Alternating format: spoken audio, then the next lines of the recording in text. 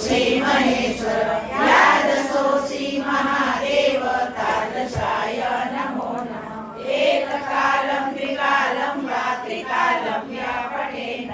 सर्वपाप विनिमुक्त शिवलोके महीयते श्री पुष्पदन्त मुख पंकज निर्गतेन स्तोत्रेण गिरिशहरेण हरप्रियेण कण्ठस्थितेन पठितेन समाहितेन सुप्रीणितो भवति भूतपति महेश ॐ त्र्यम्बकं यजामहे सुगन्धिं पुष्टिवर्धनम्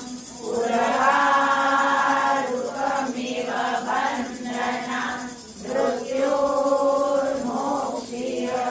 मृत्युर्मोक्षीयमामृतं पार्वती पते हर हर महादेव।